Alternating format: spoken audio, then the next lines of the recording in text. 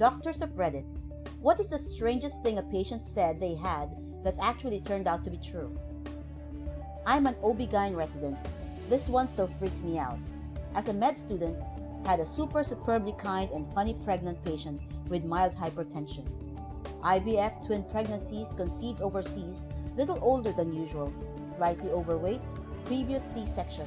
Nothing really remarkable, just a few small risk factors altogether. She came to a high-risk clinic and the fetal heart racing was a bit too quiet.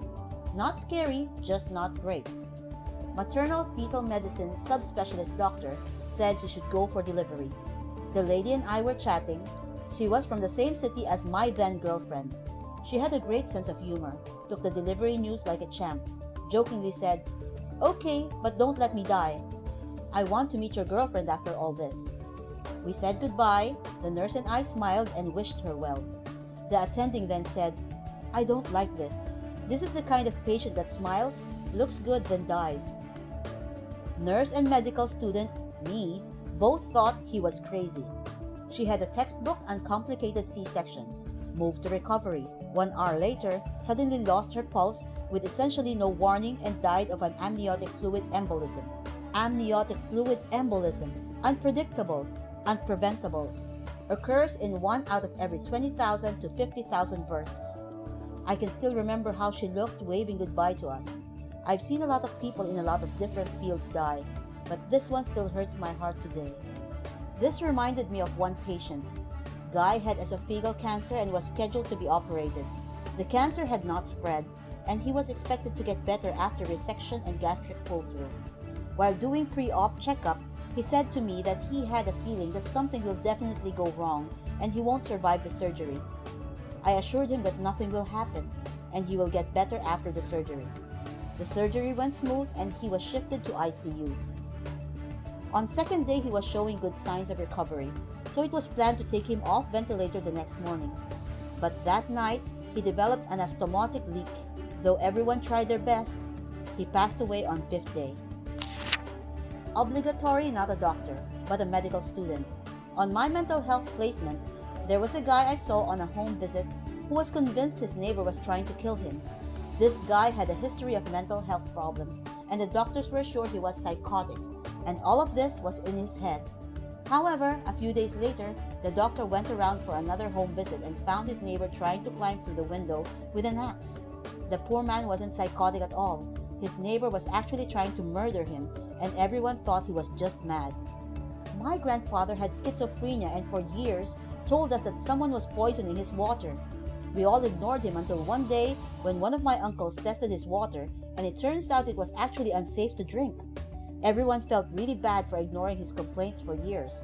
However, it probably wasn't the Soviets who did it, as he claimed. Worked on the ambulances for a stint when I was fresh out of uni. One day I was transferring to another country with an elderly patient with such severe dementia, he didn't remember his own wife or even his name. The whole ride there, he was happily chatting away, telling me that he was an ex-international footballer, about his big victories and how he owned a business with David Beckham, mixed in with other psychedelic nonsense. I just kept asking him questions to keep him occupied and chatting, but in my head I was thinking it was just a funny side effect of dementia. So we arrive at the new hospital and his lovely wife is waiting there. Me and my crewmate transferred him to his hospital bed, and his wife shook our hands and thanked us profusely for being so kind with him. She said, "I know he's a bit of a handful. Did he say much on the way?" And I said, "Yes, he was telling us about being an international footballer and that he owned a business with David Beckham." She scoffs and says, "You told these nice people you were David's business partner? You only met him a couple of times." When I asked how he knew him, she explained that he had indeed been an international football player and was well known for heading the ball. In fact, the doctors thought that's why he developed the dementia. I was so shocked, I'll never forget him.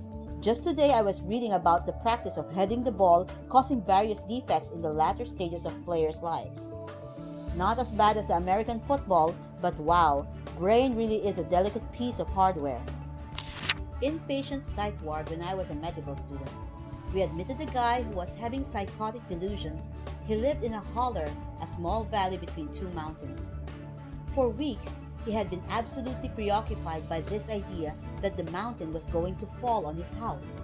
He would spend days at a time without sleep finding rocks, branches, and other junk and piling them up behind his house because the mountain's gonna fall down on my house.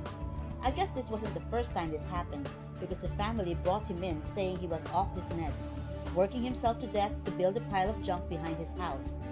He's admitted for a week or two, goes to group therapy, has his meds adjusted, and he's doing well. We decided he's been tuned up and ready to be discharged.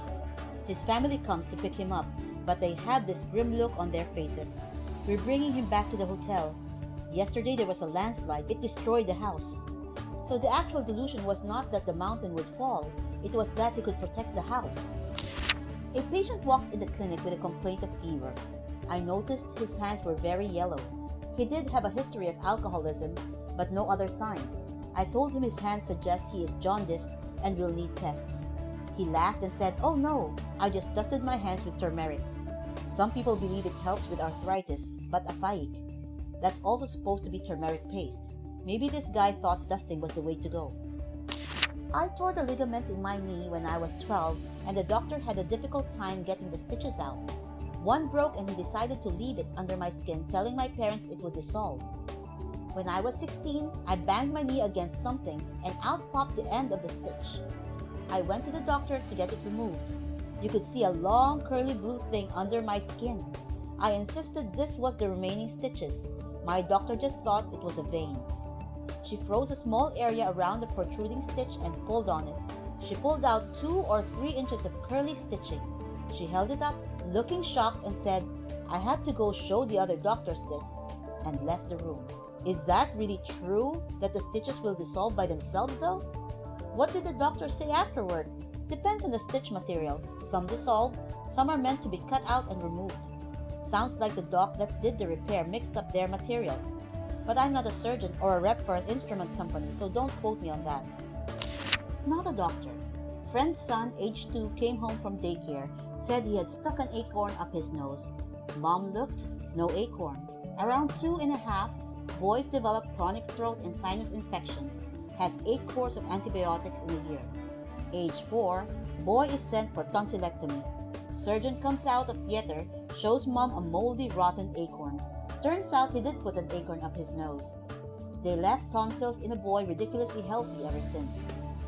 He's lucky that he didn't take root and start growing an oak tree. Not a doctor, but a patient. In January of this year, the side of my face grew bigger and bigger, and I was in extreme pain.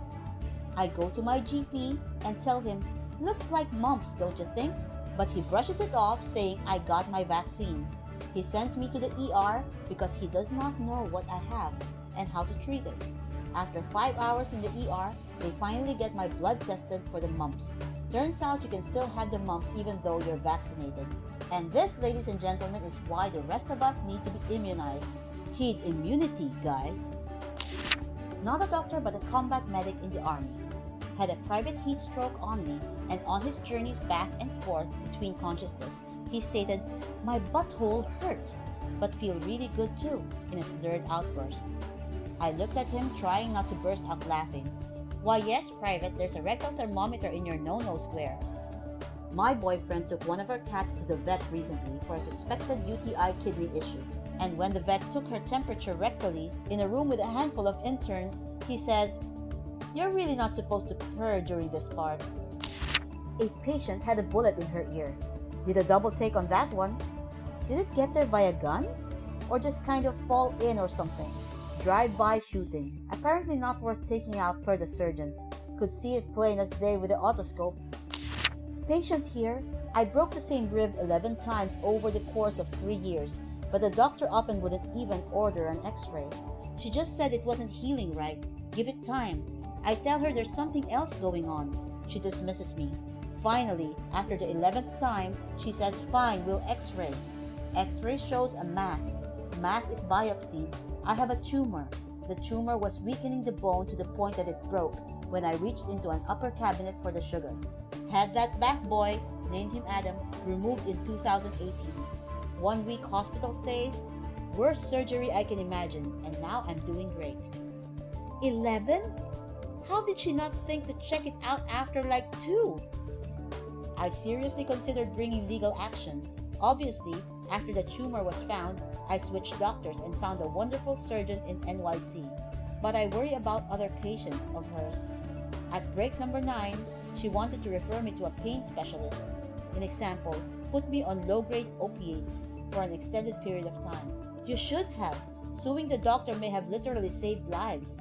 It's obviously okay that you didn't want to deal with the drama. But in the future, you can think of it as protecting society. You almost died. That behavior is not okay for a doctor. Patient complained of movement and itching in lower left edentulous mandible. While in my chair, he reached up and scratched a hole through his gingiva and was bleeding profusely, trying to get to them and show me the wriggling things. I'm sad to say that I suggested a site evaluation, but to be fair, I did refer to oral surgeon just in case. Even made a personal phone call to ensure warm handoff and rapid response. They uncovered some kind of parasitic insects. He healed, and I listen to patients no matter how bizarre sounding. They feel something. I really hope this wasn't the inspiration for your username. The cicada nymph emerges from its egg in the tree branch, falls to the ground, and burrows in deep. There, it lives for a prime number of years, from 3 to 17 depending on the subspecies, drinking sap from the tree's roots. I really hope this was the inspiration for their username. Nurse. I had a patient in her late 70s talk about how her mom was upstairs and died last night. I used to work neuro, and so confused old people was our gig. So I just listened like, wow, okay, and did my job. I told another staff member about how she wouldn't stop talking about her mom being upstairs and dying last night, and they said, it's true. Her 98-year-old mom died in our ICU last night. I checked the roll in the morgue, and lo and behold, her mom's name was on it. Well, okay then. Reminds me of a patient of mine that came delirious but insisted his mother was alive. The patient was in his 70s. I thought it was part of the delirium, but when he recovered, it actually turned out his mother was in his 90s and still alive. When I was a tech in the ER, a youngish guy, maybe mid-30s, early 40s, came in. He had felt weird driving to work and decided to drive himself to the ER instead. Based on his symptoms, they did some of the early testing for a stroke, mostly as a precaution because what 30-year-old has a stroke and catches that early? Woe and behold, he was in probably the first 10 minutes of a stroke. The doc he was being transferred to said he had never had a conversation with a patient prior to treatment. Average time between admitting to transfer is usually 40 minutes to an hour. He was in and out 20 minutes max and completely lucid the entire time.